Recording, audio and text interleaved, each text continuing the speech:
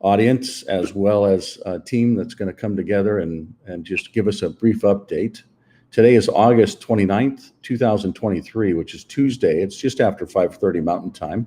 And we're grateful for those that take the time to join, not just to be participants, but also to be a part of history. And we hope that you can see it as it's peppered between the lines of what we'll review.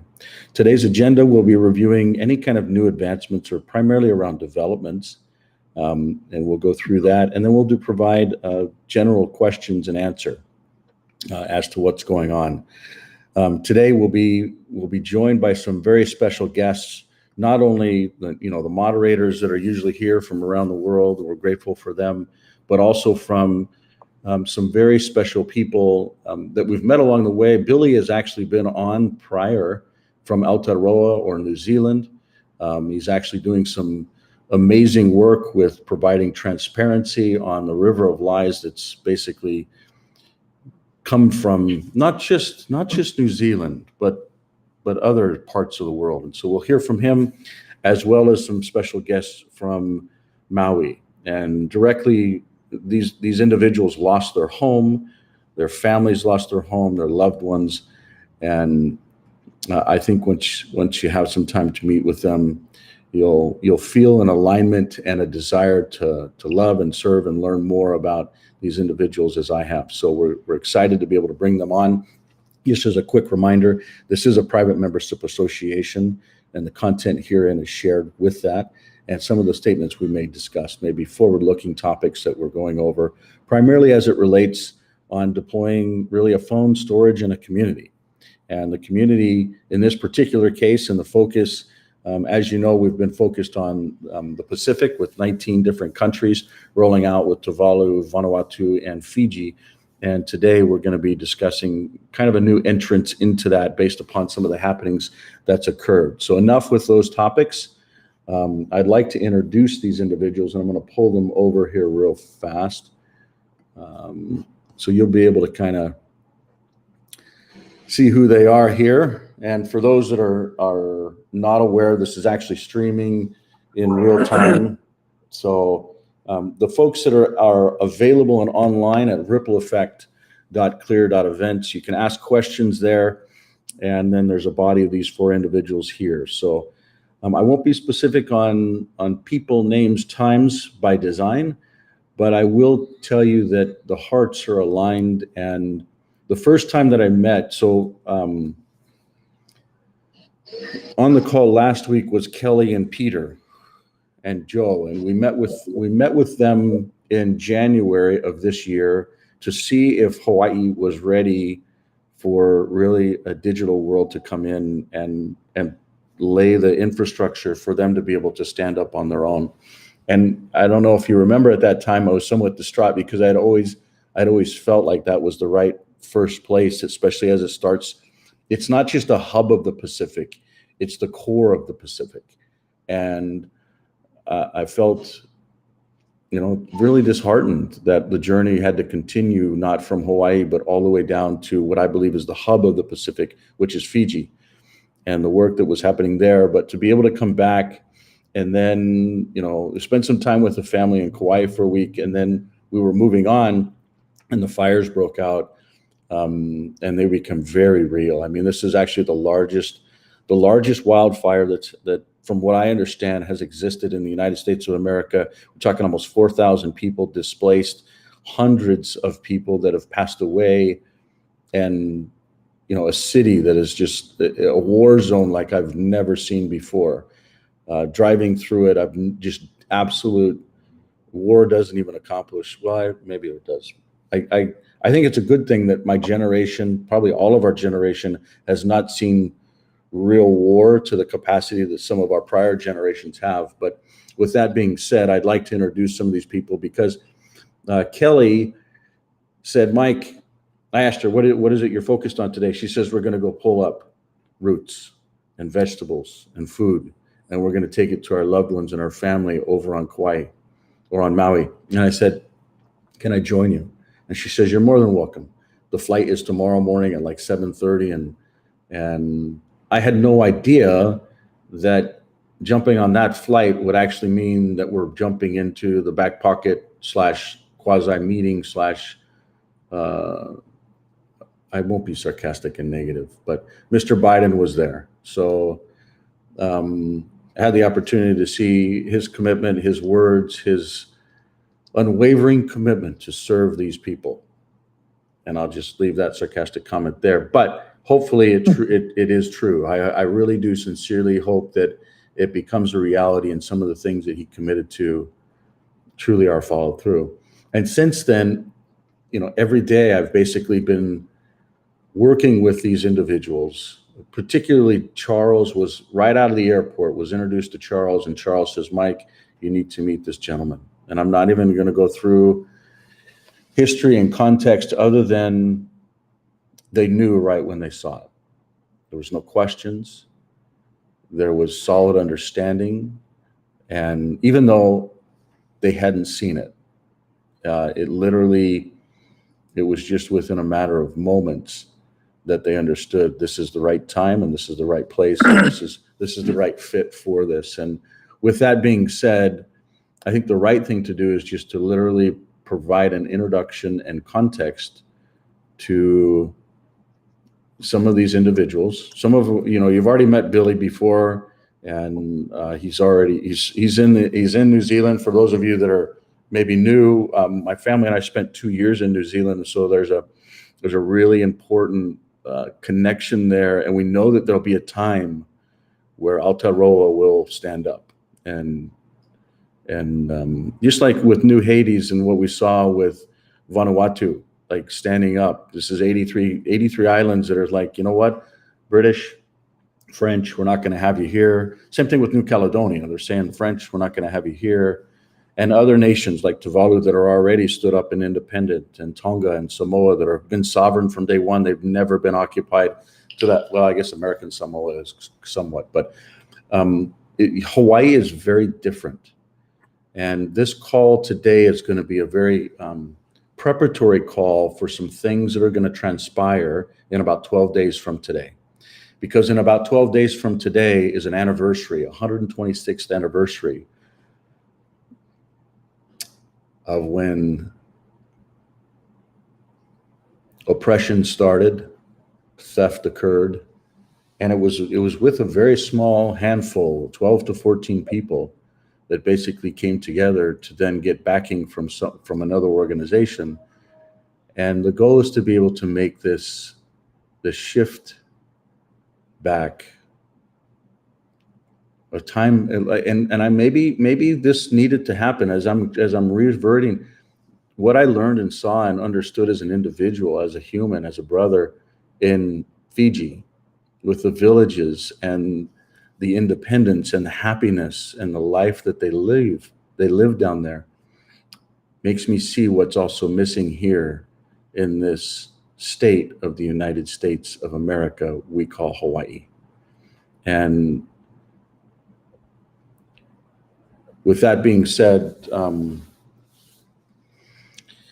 any of the folks on the panel here, if you could just provide your perspective as to what occurred 126 years ago, or maybe what occurred just 2 weeks ago.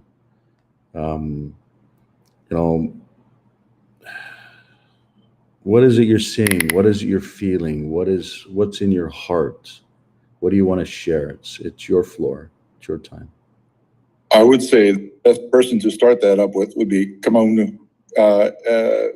He lived in Lahaina. He lives in Lahaina, and his house, family house. But his spirit, his mana, is even stronger as a result of. So, Kamaunu. Yo. Yeah, mahalo for that, my brother. Aloha, everybody. I want to say mahalo to all of you for inviting us into this place and this space where we can dialogue and share truth. To speak to what Michael had mentioned 126 years ago on September 11th, 1897, 20,000 plus ancestors of ours, our kupuna, our elders, took a stand against annexation and made sure that their rights were never surrendered to the United States of America. However, that said, the United States decided to enter into a compact with a small group of American businessmen and a small population of 110,000 people that existed in Hawaii at the time. There were only 2,000 that comprised the small little government. And so the United States entered into a treaty relationship with those people. Congress found. Excuse me, Michael, several of us can't hear Congress anything. had discovered Is that the normal? people who did not take an oath of allegiance to the republic could not become citizens of the territory or citizens of the United States of America. So what happens to them? So that means without even acknowledging, Congress basically said, they're still subjects of the Hawaiian Kingdom. And until they surrender their power, their authority, until they defer to the constitutional authority of the United States, they are still not citizens of the United States of America. Now, how do we know that's still true and applicable today? On the 100th anniversary of the overthrow of 1893, there was a document that was created known as the Apology Resolution. Now, by virtue of the statutory provisions of the Constitution of the United States of America, once they constitutionally apologize for their part in the crime, now they're constitutionally liable for reparations. And for those of us who understand this ike oia or this truth, we are moving forward in elevating that truth and exposing the lie that has been perpetrated upon the sovereign people, the indigenous people of these islands. I'm one of them. I want to speak about the disaster and the tragic events of late. On August 8th, Tuesday, August 8th, 2023, my family and I were evacuated from our home, which is in the impact zone now. And so we're basically starting at the ground zero. And what this tragedy has done in the wake of it is given us a moment to kind of reflect and consider, where do we go from here? I think this blessing is this tragedy is a blessing in disguise because it made everybody equal and put us at the ground zero of aloha. And they give us an opportunity now to start rebuilding on the foundation of aloha. We're going to be using this as an opportunity to now help educate and empower people so that they can realize the freedoms that, quite frankly, are being restored to us. And we have to decide if we want that freedom or if we still want the enslavement that we have been living with for more than 126 years. And people are going to have to choose. I, for myself, when I met Michael, we were already speaking the same language. And I could not wait to really get into his platform. So I actually have my clear phone and I am actually setting things up because I am going to take this knowledge and I'm going to emancipate Kalahui, Hawaii. Now there is a pauku, there is a statute in Hawaiian law that says, "Wahana mai ke akua na lahui kanaka pau I ke kokoho o kahi. Ino haliki lako maka hunone, ame ke kui kahi, ame ke po mai kahi."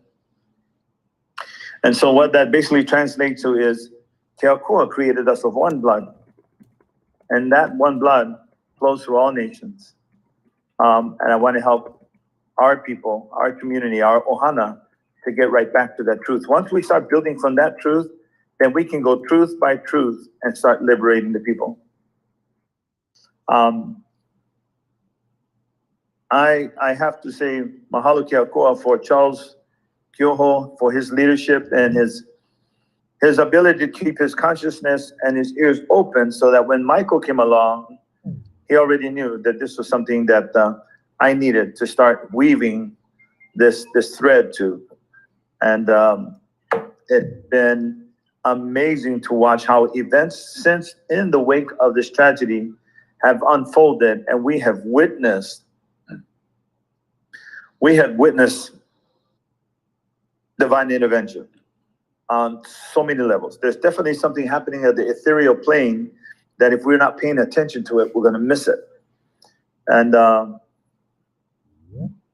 I can only say from my own personal experience and my wife, we talk about these miracles every day. We have been without a home, without all of our personal belongings for the last 3 weeks. And that in it of itself has been kind of liberating. It's been free. We get to start all over again.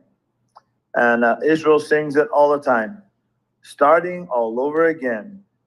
It's going to be rough for us, but we're going to make it. And if we keep that kind of attitude, I know for me and my family, for us immediately, we are looking up and forward. That's how you move forward. We spent the last week, we spent the first week after the tragedy looking down and on our knees, really.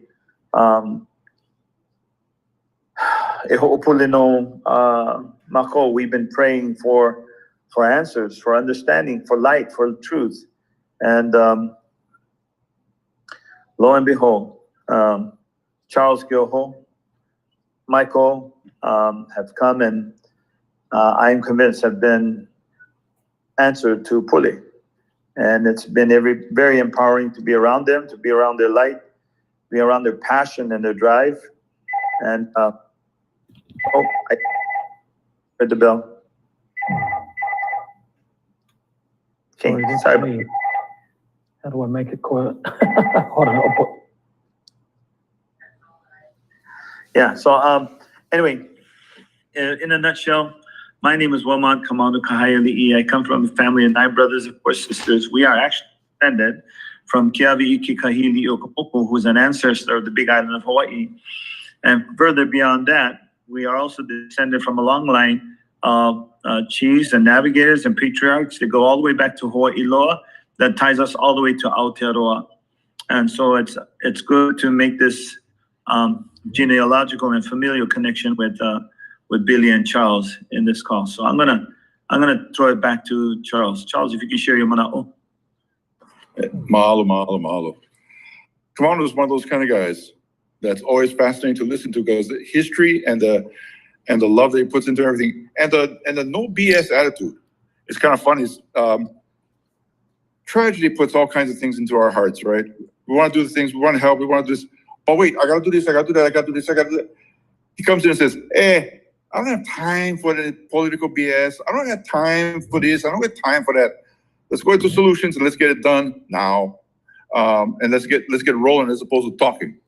So he is definitely a doer, not a talker, as is Mike. And I'm probably more of a talker, but I'm working on being a better doer.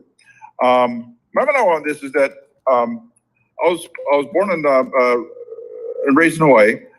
I lived most of my life in Lahaina.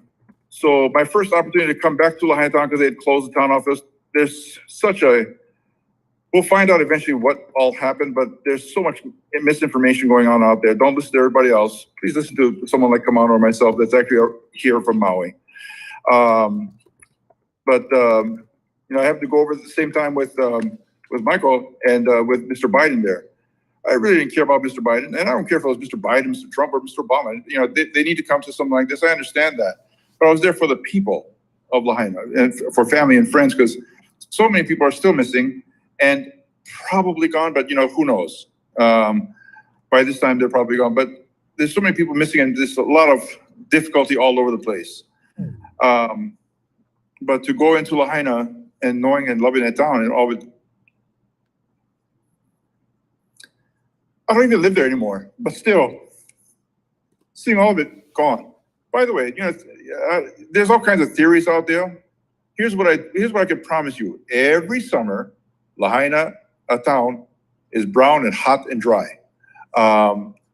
What caused that fire? Don't know yet. I'm not listening to the news, because you guys out there might be hearing more of it than I am, because there's so much garbage that I'm hearing, and some things that makes no sense whatsoever. But Lahaina has a history of being hot and brown and dry for quite some time. But I love that Michael is coming with us with solutions that make sense. Sense to a degree, because at first we're like, how's that going? How's it doing? But, you know, I look at the craziness of what's going on. And so now it's starting to make sense a lot more to me, because at first I was going very skeptical about what he was talking about, but then going like, wait, if you got this, and wait a minute, that's already being done already. And we're just seeing it all over the place. So I really appreciate the wisdom, love, and knowledge of Michael because of all the stuff that's going on, because there's so much confusion in this process. And confusion is where, so I would ask for prayers for whether we like it or not. We have a president called Joseph R. Biden. Pray for him. Whether we like it or not, we have a governor, Josh Green, a medical doctor. Don't care about it. Pray for him, because, you know, whether we like it or not, there's leadership above us that we can't. There's things that we cannot do anything right now, but we can pray. And in the prayers, I cannot. You know, maybe Michael can go into it, but Hawaiians say "hoe lona" or signals, clear signals. How's that? But hoe lona, signals and signs of miraculous things that you couldn't put together by yourself. And it's just been happening all around us with Michael, with Kamanu, and other people around us. And there's other people that want to support this. And we're moving step by step and moving rapidly, I believe. And so, but even like I was mentioning, you know, I came in for the people, not for looking at the ashes, although to see that is difficult, emotional. But I came in for the people. And one word that came to mind to me when I was meeting with the people where President Biden was talking, again, I didn't care that was him. And if it was President Trump, President Biden, I don't care who it was. I wasn't there for them. I was there for the people.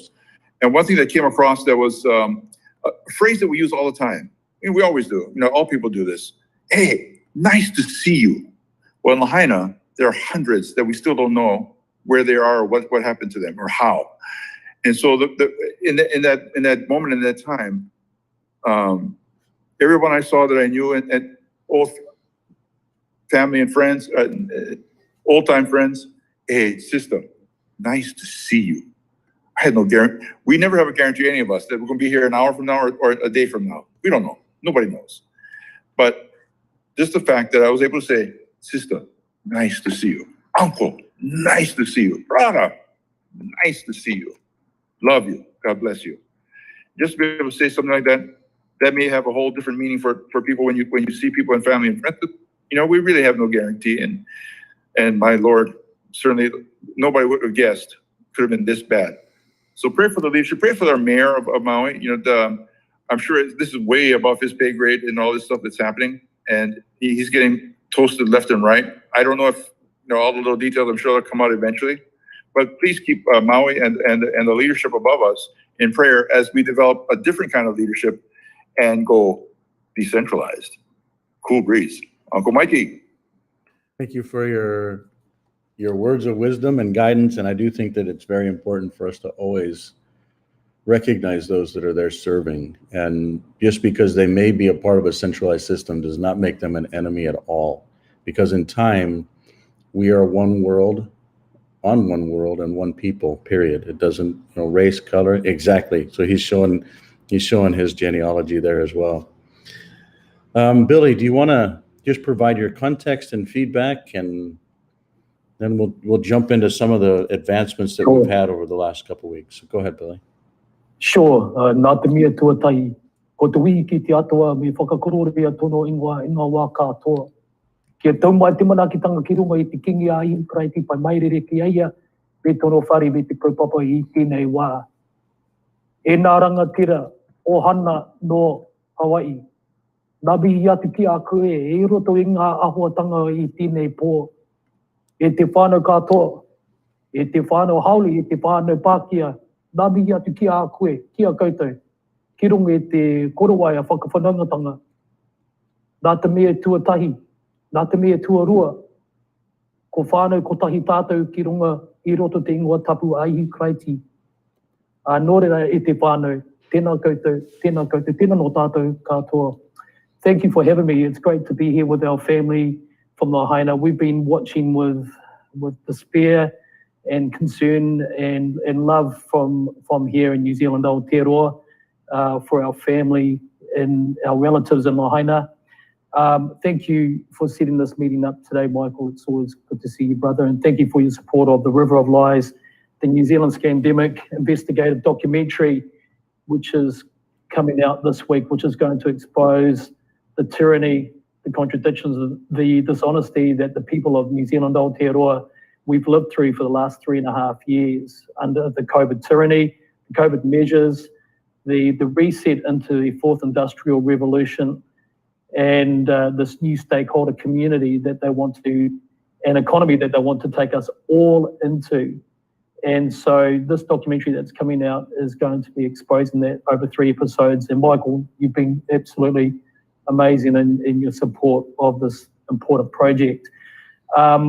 We've been praying for our family in Lahaina. I've got fond memories of Maui, having travelled there with my family in 2012 for an amazing holiday, and we've still got friends there, and so we were very, very concerned. Fortunately, our friends are safe. They've lost their places of employment in Lahaina town, but hey, you can always get another job, and so they're safe and well. So we thank God for that.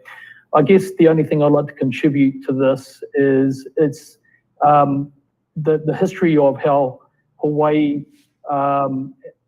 had a presumption of losing her sovereignty at the hands of corrupt politicians and corrupt businessmen in Hawaii is a story we're very, very familiar with here in Aotearoa, New Zealand. We were fortunate enough that in the middle of 1835, we did sign a Declaration of Independence document, and then 5 years after that, the Treaty of Waitangi, which is a binding and lawful document today.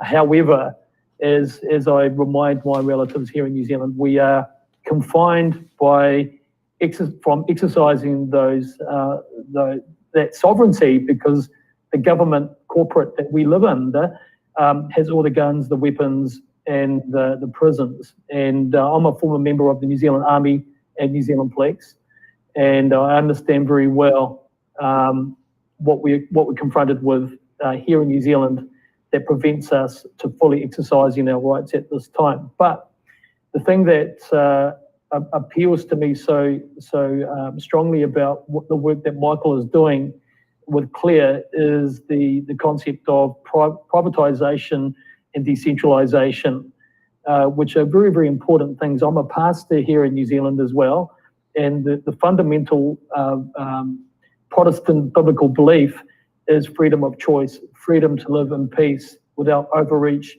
of anybody into your life, as long as you do no harm and live according to the law of God that He gave to us so that we could live in freedom. And so I just want to say that Claire has become very important to me. I'm still learning about it. I'm a tech-challenged human, so I haven't been able to optimize all of the amazing benefits, but I'm learning about that. I see Brother Wally with us here as well. Hey, Wally, good to see you. And I'm going to be doing my best to spread the message of Claire and the digital world work that Michael is doing. But back to our Hawaiian family, if we can support, Hawaii's clear opportunity here to stand up and reassert or reclaim or claim whatever terminology that applies best, her independence and right as a Kanaka Maoli people, boy, I'm boots and all in that, and I'd be very, very happy to do whatever I can to support that, because really this new centralized global program that they're wanting to reset us all into is an affront to all people on the planet, especially those of us who have a blood imprint in the land by way of being Indigenous, and some of us, of course, had our ancestors go and migrate to America or from England to New Zealand, from England or Australia or wherever in Europe, and we're all one family. And what we are facing with today is the centralization concept that will that will basically, to quote George Soros, remove borders, open them up, and that pride of nationalism of local community is threatened because they want to turn us not so much into our village, our immediate village, and tribe, but rather the global village. Now, I'm all into people being one family and working together, but there's a special thing as well to acknowledge when you have your own tribe, your own village, and that should never be lost, because that's what gives us all identity. And so my family, Charles and Kamonu, whatever I can do from here to help, I'd be honoured to help and support in any way. And I'm looking forward to coming to Hawaii to do a showcase of this important documentary that we're doing. So Yes. That's it from me, guys. I think that's about the limit of what I want to say at this point. But thank you, Mike. Thank you, my brothers in Hawaii. And hello, Danielle and Becca and Bernadette number 2 and James, Susan. Who else? We got Trevor. We got Lucy. And it's good to be connected with family from all around. Billy, you should, or if you're available, we'd like to invite you to come to Maui on the 11th. Well, maybe on the 10th, but plan here on actually being here on the 11th. So at this time, I'd like just anybody in the audience or just any questions or thoughts. You know, we've got a lot to review as far as technology and updates and the things we're talking about here. But do you have any questions or feedback based upon what you've already heard? Anyone, feel free.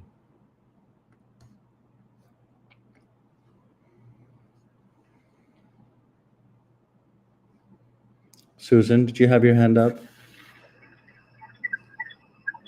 No, Michael, I didn't. I was just waving. Okay, wonderful. Good. Danielle, go ahead. Yeah, I'm just listening to everybody on this call. I actually missed a lot of the first part because I was on Ripple Effect, but I'm listening to everybody, and to be quite honest, I don't have a clue of what you people are going through. My heart breaks for all of you. I would like to do something to help. I guess I've been very, very fortunate in my life. I haven't gone through a tenth of what you people are going through, but I'm with you. You are my family, and if there's anything I could do to help, I would love to. Thank you very much. Yeah, mahalo. You know, I tried to explain this to my wife in a way, because my wife is a very tender soul, and I don't want her exposure to anything in Lahaina right now at all. And this can be kind of a blunt statement, but maybe this will help get an idea. The way I explained it to my wife, to make it as clear as possible, was that it's like somebody shot me right in front of her dead. You know, shot me dead right in front of her. That's the simplest picture I can. It's a gross picture, but without having to expose you to all the stuff that's in Lahaina right now, Kamano, maybe I'm very wrong about how I say that, but that's what occurred to me. Kamano? Yeah. The numbers are that they have accounted for, they've at least identified about 134 or 143 they've identified. And there's still 1,000 plus that are unaccounted for. I had a hard time coming to grips with this, but I'm now slowly getting to a place where a lot of them are going to be the children I used to teach, and I'll never get to teach again. The reality is now we're in a place where we need to rebuild this town, and we need to erect those memorials, and have those memorials with the names of the children and their families who lost their life in this great devastation. The teachers are having a conference right now over here, and you can definitely feel that there's on so many different levels. Everybody is trying to cope and process these whole events of the last 3 weeks as best as they can. The thing that gives me hope is having Michael take us by the hand and walk us slowly but surely through this process so that we understand here's a great opportunity, wonderful opportunity to really put the power back in the hands of the people. Part of the frustration is driven by the fact that government has stumbled over themselves so many times and basically broken the people's trust, failed on so many fronts. And so the people are frustrated because they feel like that is their only empowerment. This is pure emancipation. And it allows them to regain that sense of mind and that peace that says, wait a minute, I have a solution. I am the solution. And if we can start driving everybody toward that truth, then what will rise out of the ashes is going to be something nobody expected to come. And I'm looking forward to being a part of that transition. I don't think you're just a part of that. And I think time will, as my father-in-law would say, time will be the great healer and the great revealer. And it's just getting started. So what we'll review with you is some direction and some framing up of what is to come, potentially to come, because this may change. People may see it and have additional thoughts and feel it and say, you know what if you did this, or what if you changed that, or don't do this, so we're very fluid and open as this progress is realized. And after we go through that, we'll do question and answer, and then Wilmont, I'd ask if you would be prepared to say not just closing remarks and not just a closing prayer and not just a closing song, but all of it in one. I don't know if there is such a thing, but I would throw that out so that you would know that that's coming. So to start,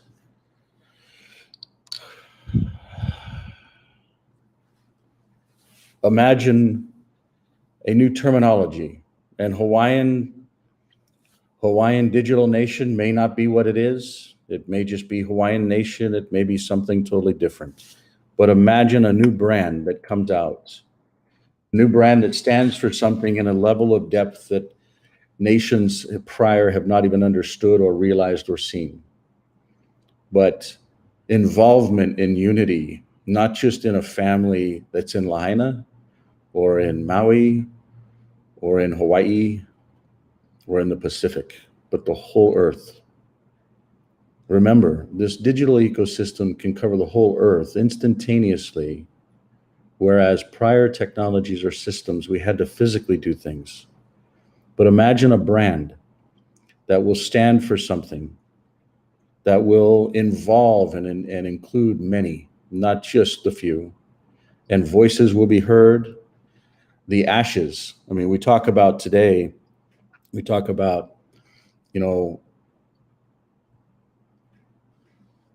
these individuals, they didn't get a warning. They didn't get a siren.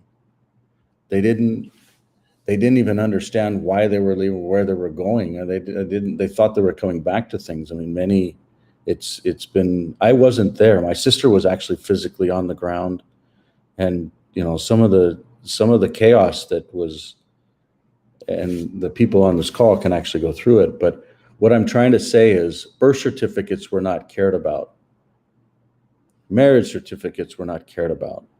Even those are some of the two most important things that will happen right in front of death. And the individual, it's not a piece of paper or a card or a passport or whatever. It's what's behind that. For instance, I have a daughter that is in a different state, and she needed to figure out how to drive and travel, and she lost her driver's license. She was able to figure it all out based upon a birth certificate. An individual like Wilmont, his children don't have birth certificates by design. His eyes were open. Different from me, I went with the flow. One thing I'm glad we didn't go with the flow on was around the health topic, which I won't go through here. But Wilmot did not give birth certificates, but there were people in the fires that did. And so what happens when Wilmot's child wants to go and drive a vehicle? What happens when someone, I spoke with a gal that works for, I won't even be specific on where, but she said, my name was spelled wrong on my birth certificate. The key is, how do we as individuals take our own identity back? But how do we do it as a member or a resident or a citizen of a nation that we choose to be a part of? I believe that there's a future where humanity, we will identify as one world, one people, one nation per se. And I'm not talking about the centralized nation agenda that was talked about with Soros earlier, because through communities and culture, we can actually survive as a human race. And I'm not saying that Lahaina was attacked by a weapon. I'll let you decide that. I'm not saying that we're in World War III, but I am saying that we're at war. And this war will be fought in a very different way than prior wars. And what we're seeing come out of the ashes may be an ecosystem that actually can combat the attack that we're all being faced with. When I say all, the individual is being attacked on many levels. Sexuality is probably the most biggest one out there today. Health-wise is a whole nother level to it. I mean, we talk about, there's a gal that we met with yesterday. She is as wise, just an absolute giant. I didn't even get to speak with her a ton, but what's happening with these vaccinations, and people are just starting to figure out that it's sterilization is one of the side effects. The womb is being attacked. The health of the mother, of the grandmother, of the children is directly being attacked. And so the individual and the family, we talk about these homes being rebuilt, but what happens in the home to raise children or to be able to bring the next generation knowledge so that they can continue to grow and improve. Like I personally, my beautiful family of 6 children, every one of those kids is much, much better of a human than I am. And it's built into them, but it's a combination of being able to take, a man and a woman together to come together, not just in seed, but in unity, and then in raising and respect and love. And don't get me wrong, I mean, So the point that I'm trying to drive at is it's not just the individual, but the family. And the family is a part of an ecosystem that really is what we refer to as a nation. And, sometimes it's just because we're born into it, whether it's in Africa, whether it's in Taiwan, whether it's in the US, we're born into these nations, but with the ability to travel, especially the ability to travel virtually, like look at all the folks. This is just one room out of 3. Look at all the folks that are on this call digitally. We're sharing our time, our space, our messages, our heart. I mean, Daniela, to be able to be so far away, but yet so connected and so empathetic. And those are not just words. I promise you, there is action behind these that people will feel. We talk about prayer, and is it real? Is it not? Okay, science will tell you that, not just epigenetics with DNA modifications, but quantum entanglement is actually real, and it really happens. And so you can actually have something that happens here, and through a process, I would refer to as the best example of quantum entanglement is mother's intuition. But just like Daniela had that, she has that, there's a connection. Even she, and she hit it right on the head, because we're all one people and we're experiencing this all in the same time. Wilmot talked a little bit about space and time. And those 2 words are such a key piece and puzzle, at least for me as an individual, because when you take space and time out of all this craziness, out of the equation, everything makes sense. We talk about no beginning, no end. Well, we don't know that as humans. We know we're birth and death, a sunset and a sunrise, a heartbeat, a minute. We know these measurements of time, but if we take it out of the equation, yes, You know, some believe we're spirits inside of bodies and moving around and having an experience, but there's so much more. And time matters because we actually expire, or however you want to use that word. But I guess what I'm saying is digitally creates a whole nother level where we can communicate, where we can care, where we can transact, where we can explore. And if we lay the right foundation today, and what I'm talking about is this digital nation, and in my opinion, digital has nothing to do with the actual word of what stands up, but we're trying to turn on the light since we're in a digital world town hall meeting. We're helping you to understand how it ties, but ultimately, what happens when transactions are realized in a way that humanity has not really seen them adopt that way, but identities are rebuilt? 4,000 people's identity is rebuilt from the ground up. We document their history to the best of our ability, but it's for them.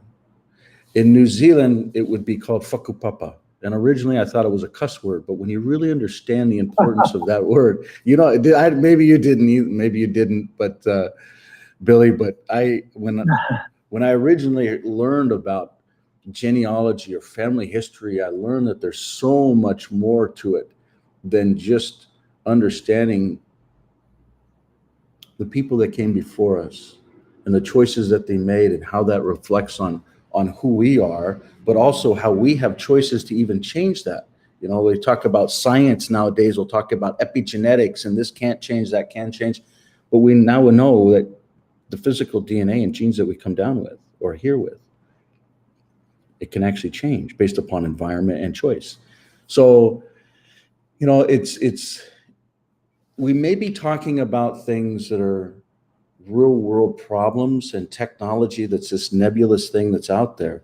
But when we start applying it, it starts looking something similar to this. Imagine an ecosystem where, and you've already seen it happen with Tuvalu, and this is just one example. It may change. Remember, we're in a fluid state here. But imagine a birth certificate, a marriage certificate, a death certificate, a driver's license, whether you're on the right side or left side, reputation. By the way, this last week was the first time I ever saw the reputation system actually working with points and validation. Now, I want to just throw out there, the secret combinations will talk about a carbon credit score or a credit score that is about to be unveiled. This is the counterbalance to that. But I want to urge you, think about the complexities of not having a centralized system that basically gives you a score, but having a decentralized system where both the individual getting scored and ranked or rated versus the organization or individuals that actually want to rank them. The complexity to build something like this is beyond complex. And the minds that have come together to build it, and by the way, there's many spelling errors. This is not perfect. But the minds that have come together to build it, they're second to none as far as I'm concerned. Is it perfect? No, there's problems. It's got to be much more user-friendly. But the guts of it, I actually saw for the first time this last week, which is a massive advancement. The ability to create digital organizations, whether they're communities, whether they're villages, whether they're companies, whether they're a decentralized ecosystem or an organization. The ability to have payments and transactions in real time. So imagine if all 4,000 people, anybody that wants a phone that was impacted directly by these fires, what if they were to get a phone that actually had their identity on it and the ability to receive money? And not only that, I'd say value, but they'd be able to actually operate within this new ecosystem and do it in such a way where they're still anonymous, but everything can be validated and proven. Disaster relief has never seen anything like this. Most people, it's like, I think the number that I looked at, they talk about 800 businesses that are possibly impacted and about 230 that have actually filed for some form of relief, and a couple $1 million that has basically been dispersed. But is there any transparency into where that really goes? Do any of us really trust it? Do we really know where money comes from? Do we know what's out there? Can we quantify it? And I would argue that we can't, because we don't know. You talk about money supply and inflation, and it's smoke and mirrors. There's really some simple things that happen. You have an inflationary number, so an interest rate that basically ties to a foreign exchange rate that the IMF and the World Bank and others can say, hey, you can actually have people that buy from your currency from other countries. And then that ties to the separation of development. But really, if the quantity of the amount of dollars that are out there is not known, you really don't understand what true foreign exchange is, other than what a willing buyer is willing to pay. And the reason I bring up foreign exchange is so many countries are held down because of that. And so many other countries that can control the interest rates and understand the foreign exchange game can actually run it. And it's not just that simple, but the point that I'm trying to drive at is the real value that we all have here is not money. We have an opportunity as individuals to be stewards over ourselves, over our families. And one thing that I know that the Hawaiian people take very seriously, and I don't believe they've had an opportunity to truly be stewards over it, it's over the land. This land is a part of who they are. We're not going to talk about where they came from, whether it was Easter Island or whether it was South America or whether it was the Middle East. These people are here and this is their home.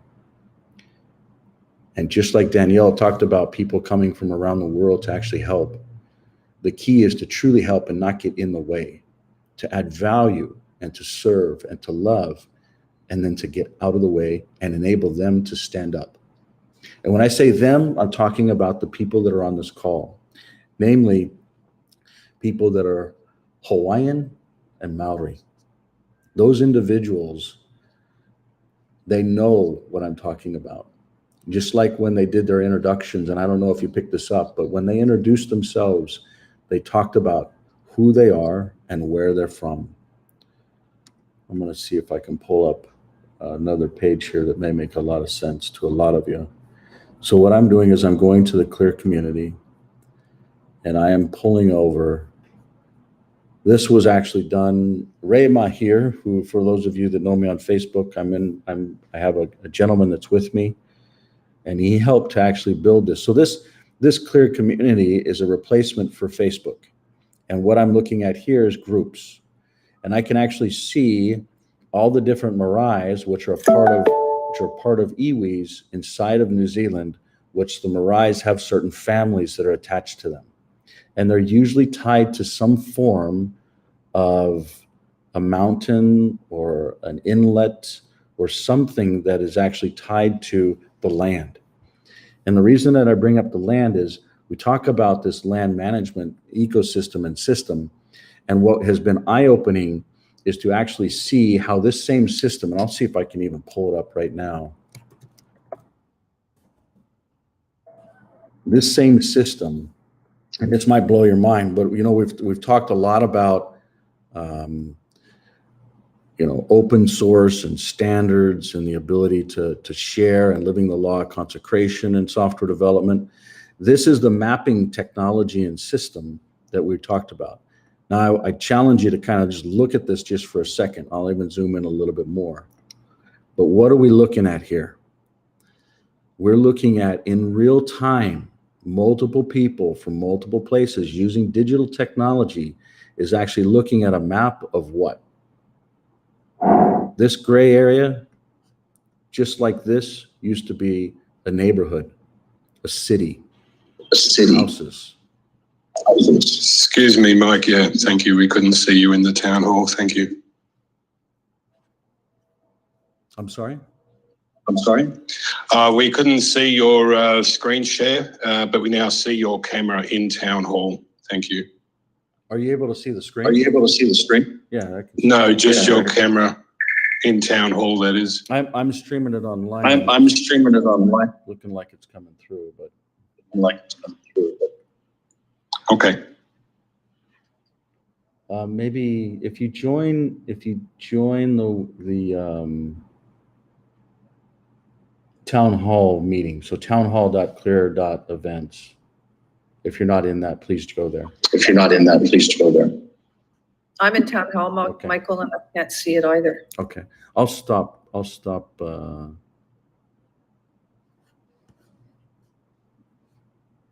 Yeah, it looks like it's streaming online, so it's still working, right? It looks like it's streaming on Twitter. Yeah, Twitter and LinkedIn and Facebook are all streaming the right way. So I'm just going to continue forward if that's okay. Hopefully, actually, you know what? I can test it real fast. So.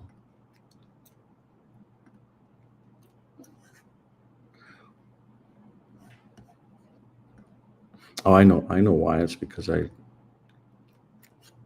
so here, we'll do it this way. Now you should be able to see it, yeah?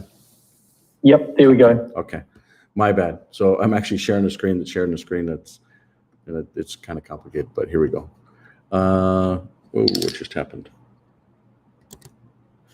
So what I'm showing you is an open source mapping system that's not Apple and it's not Google, but it will be the future for how humanity actually manages land management worldwide. The key is if you actually tie decentralization to this, you basically have a very powerful system that can cryptographically prove things like what Wikipedia does. So imagine land management, but Wikipedia style, but encryption based upon a timestamp. So it proves that this person did this in this ecosystem. But the point that I was trying to make was, like, if we look at this area right here, these homes were not burned, or at least they're still standing. But the rest of it is gone. But if we dig into it, so like, let's say we want to actually go and modify it. And, you know, I'd actually like to pick, guide me in. Wilmont, will you guide me into where your home is? Is it in this area here, or I'm probably off? Yeah, be off, but that's the building's there. Go south? Go ahead. Normally I wouldn't share somebody's home location on a meeting like this, but I don't think it matters anymore. I'm trying to joke. Unfortunately true. Yeah. So should I go north or south from here?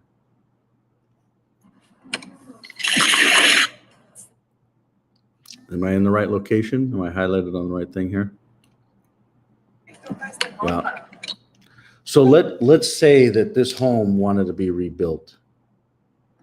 Or maybe we wanted to architect it. Maybe we want to pull this out when it was rebuilt and change it. I'm actually modifying a map in real time. It's going to document who did what, where, and then it can be reviewed by everyone. So this is a good example of open source and open standards for mapping technology that no one owns, but everyone benefits from. Another way to look at it is like living the law of consecration in software, not just development, but utilization. So this type of technology, when you layer it over the future of digital systems, can actually tie with decentralization, and it will change. Like, imagine if Wikipedia, like any Tom, Dick, or Harry can go into Wikipedia, but any Tom, Dick, or Harry can also just create lots of different accounts and continue to modify things. So it's very difficult for true transparency to be received. But Wikipedia is actually very, I don't want to make it sound like it's a small thing, but it really is a small thing. Oh, did you just try to call?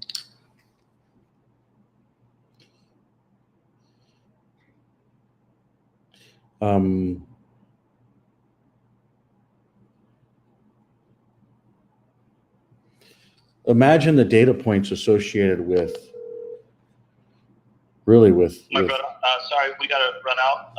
I will circle back and get back to you. I'm headed on the road. Okay, sounds good. Talk to you later. Bye-bye.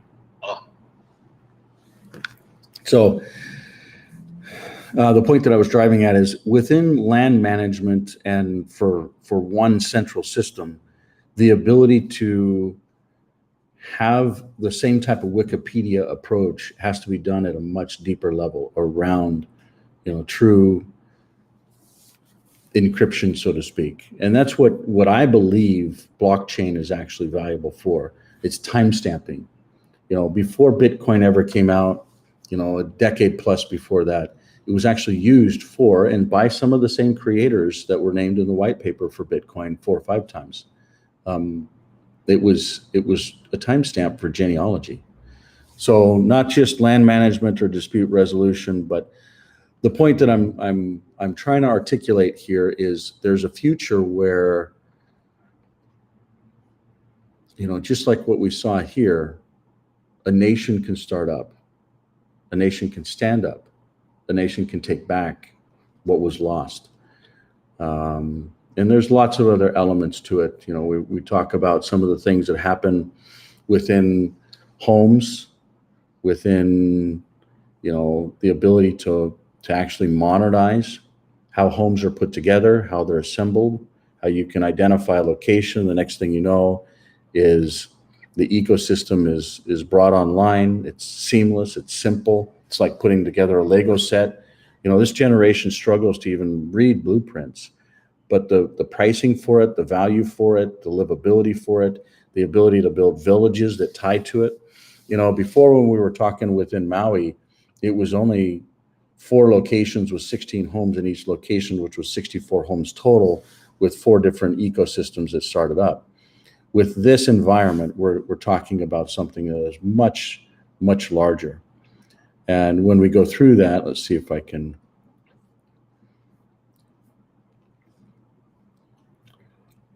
Just going to pull up a couple. Some of you are already familiar with the different models of homes, which you can see some of them here. You can see different communities here, and these are all being deployed and built out as we're speaking in real time. So it's not something that's historically been done. But it's not even here. I'm going to refresh this and see if I can get up what I'm trying to find.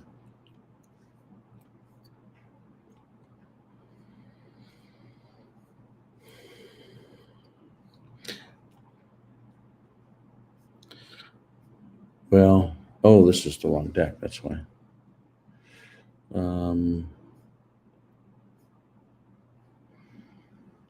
Imagine lands that have been,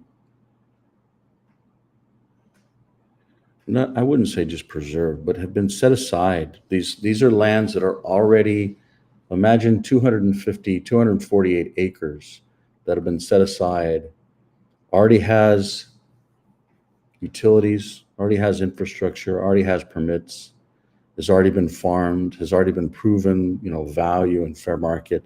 Imagine those coming together with kind of a future ecosystem, not just around homes that are, cyclone proof. For those of you that are aware, we went through 2 cyclones this last year, and for me, it was very eye-opening to just see how the Pacific is just a normal thing. It's a natural thing for the earth to cool itself through these cyclones, but along the way, it's normal for villages to just be decimated. So not just that, but termites is another issue, and now in fire is another issue. But imagine termite-free, fire-free, and cyclone-free or hurricane-free environments that are built and designed for that going up, but they actually are rolled out with digital ecosystems at the core of it. What I mean by that is the payments. How does a mortgage get managed? How do payments get sent? How does financing work?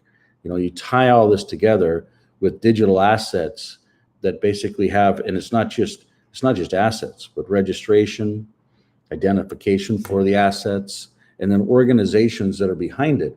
How do you wrap all of this together and allow a new nation to stand up from what many would call rubble, but in such a way where their own identity, their own family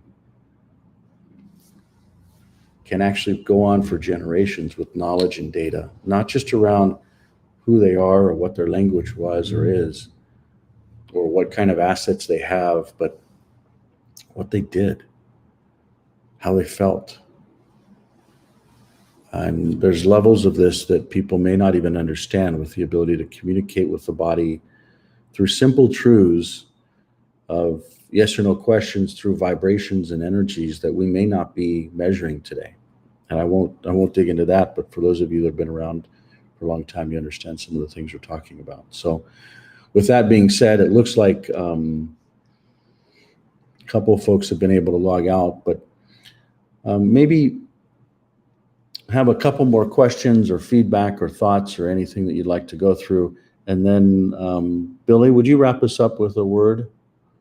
Just plan on closing us out today. So anybody have thoughts or feedback before we close out?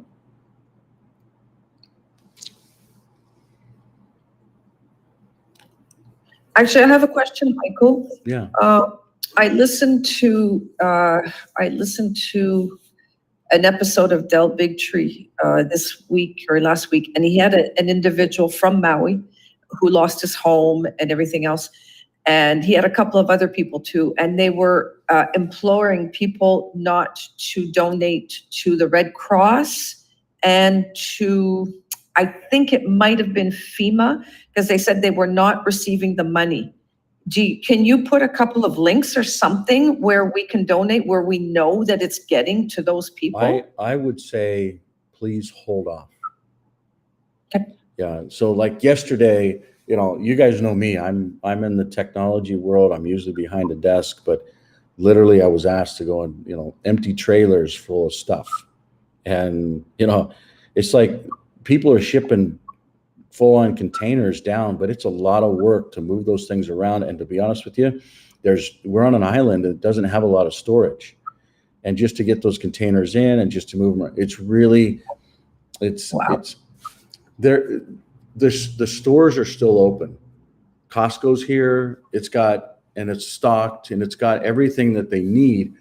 Really what they need, it's a spiritual, emotional journey. Like 6 kids in one day. There were some adults in there, they just took their lives. That's one day. One of them just jumped out in front of a car. Another, I don't even want to go through these negative details, but this is the reality. This is the reality of life. I mean, you talk about 4,000 people just displaced, and their family's gone, their school's gone, their friends are gone, and some people it's just dismay. But I think what was talked about before by Wilmot, he hit it right on the head. Through trials, we can also glean massive, massive advancements and benefit. And, Billy saw this, and Billy didn't describe all the things he does. He just wasn't in the military and law enforcement, but he wanted to stand up for what was right and what was happening within government before the existing regime got in. Before Jacinda was elected, he ran for Prime Minister of that country, New Zealand, Aotearoa. Like, he personally ran for it. And in my opinion, he had all the numbers to win it. It's kind of like what happened with Biden and Trump, and people can talk what they want to, but ultimately it's a digital technology. And down there, they had the same voting systems, I won't mention names, as the same ones in the United States, which happened the same way. And we're not talking about election fraud, and that's not this conversation. But what we are talking about is a man that actually stood up for kids that were dying the same way. They were taking their own lives because of being segregated. We in America, especially in Utah, we didn't have social distancing the same way. I maybe put on a mask 3 times in 3 years because of dinky flight stuff. But down there, social distancing and shutting down systems was a very solid reality. And he stood up and he protested against it. And this man that adds value in society, doesn't hurt, doesn't take from others, he literally was put in jail and then locked in his house for many months on internal arrest, and then went to court and they actually convicted him of these things. And they're trying to put him in full-on prison. He's done nothing wrong. So, yeah, they're still trying to do that. Danielle, it's what Brother Michael is saying is with the International Red Cross is what we've gone through in New Zealand. We recently had a devastating cyclone on the east coast of New Zealand, unbelievable harm, and the International Red Cross, which is based here as well, received millions and millions and millions, tens of millions of dollars from donations from citizens here, and the money went nowhere. And when anything was released, it went to the most stupendous items items that you don't need when you're in a disaster zone. I mean, just the most ridiculous things, and millions. We're talking $30 million in donations was kept in the Red Cross bank account without being disseminated out to those people that really, really needed it. And so that, I think if Michael can identify a good recipient channel for cash donations, because the logistics issue of receiving well-meaning gifts is going to be a big problem for people in Lahaina. And what has happened, what Michael is talking about, is I'm still dealing with that at the moment. So I was in the High Court about a month ago, appealing a 5-month prison sentence. Of course, I don't have any criminal record or history, service record to country, community, so on and so forth. And it's unbelievable here in New Zealand. We've literally got murderers with home detention, and they go and give me 5 months prison because I stood up and protested about lockdown harm in New Zealand, which killed a lot of kids. It really, really did. We averaged 100 kids a week during lockdown being taken to emergency rooms that were attempting self-harm and suicide, let alone the thousands of adult New Zealanders that actually managed to kill themselves and take their own lives. So that's what I spoke up about. And I'm in court. I've got the documentary launched this Sunday, the 3rd of September.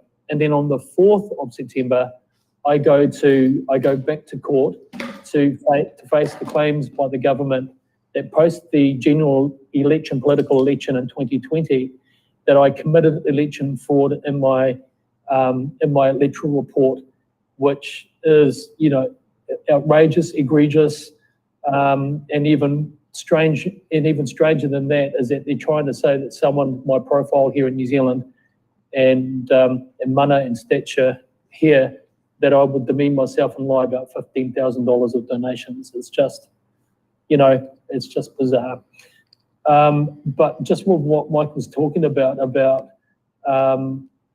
potentially Lahaina being a hub example of what a decentralized digital world could look like in reality and an application in the digital space, I think there is a huge opportunity there. And because I think what's happening from what I can see from social media reports from New Zealand, from Hawaii into New Zealand and Maui, people know that this could easily be a land grab, and theft, land grab, predator land developers and things like that. So we better keep our eyes open, because ultimately what they're wanting to do with the 4th Industrial Revolution, the Great Reset, is to, and UN Agenda 2030, of course, is to remove people from any sort of any outlying towns and bring us together in high-rise, highly surveilled digital, universal basic income, social credit, smart cities like the Rockefeller Foundation and UN Agenda 2030. So, let's get him behind Mike on what he's doing here. I want to start yesterday in New Zealand. I want to ask you if there's anything we can do to help support the launch and what you're doing, drive awareness for it, get people behind it, what you're doing on the 3rd of September with the River of Lies, the first one that you're announcing. Is there anything we can do to add value or help there? Well, I'll tell you what I'm going to do. I'm going to put a couple of links in the chat if people want to kind of learn a bit more about me and what I do. then that would be cool. I've just put a new trailer in the on YouTube, and remarkably, they haven't taken it down. So I'm just going to put that in the chat because this is really this is really big stuff. Like yesterday, all day long, I was dealing with bots that were attacking my Facebook page and attacking my YouTube page. It was pretty full on. So what I've done is I've just put 2 links in the chat there. One is to the latest trailer, and one is to the website for our documentary, riveroflies.co.nz. Just really go there. We are doing a public launch on Sunday, but we are not going to go live with it online until we really figure out how we're going to optimize it and get it out there securely without there's my editor right there, without losing the opportunity to get it out there in the digital space safely. So I definitely want to talk to you about that, Mike. But really, just if everybody could have a look at those 2 links and share them around, that'd be greatly appreciated. Okay, we've got those, and I'd also like to show you some of the things that we'll be doing here. So after you get that launch done, if you're able to join us here in Maui, we've actually got Jimmy Levy that's coming out, and I'm going to play a song that he actually wrote for Lahaina, and he's just his heart is always in the right place, and I just want to say thank you to Jimmy, but let you also hear it. So here we go.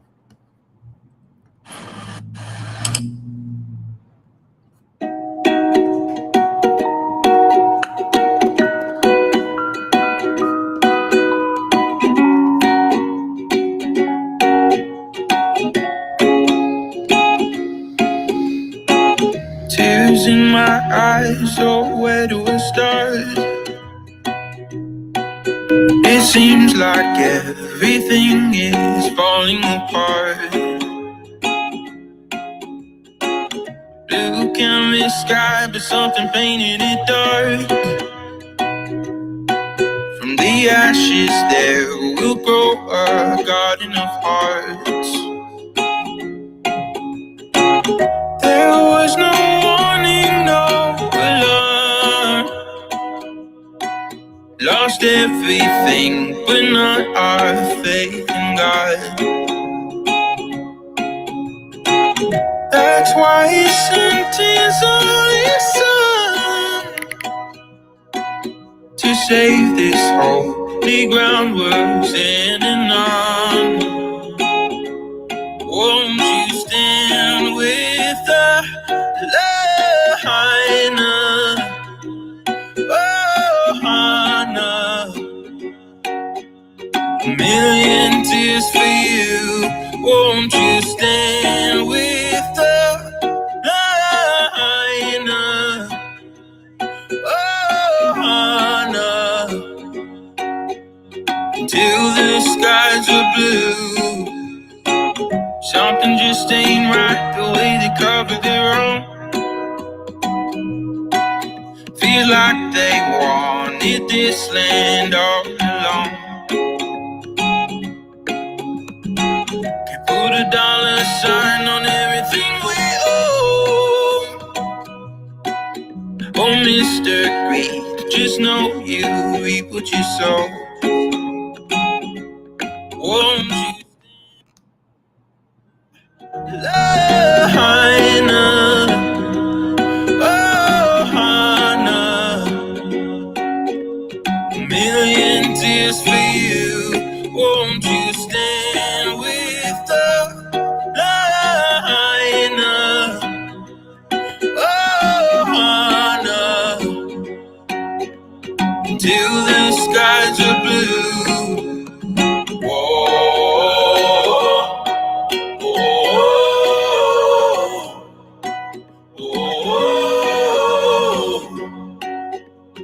kindness not for sale. Whoa,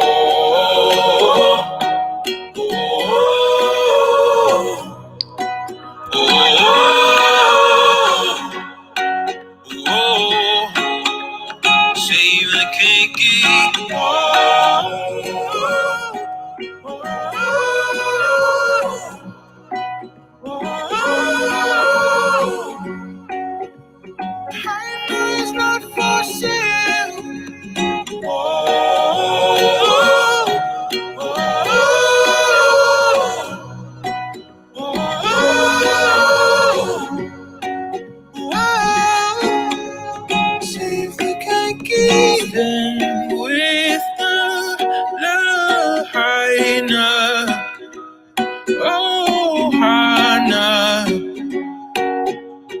million tears for you. Won't you stand with the line? Whoa, until the skies are blue. I just want to say thank you to Jimmy and for all of you for joining and getting involved. If you're okay, Billy, would you wrap us up with a closing word, and Sure. good luck Sure. with your launch this week, and we hope to get a good report out on it next week. So Absolutely. Absolutely. All right then, family, let's bow our heads in a moment as we thank the Lord for this opportunity. Father, we thank you for the opportunity to be together today to contemplate these things that are so important to us, Lord.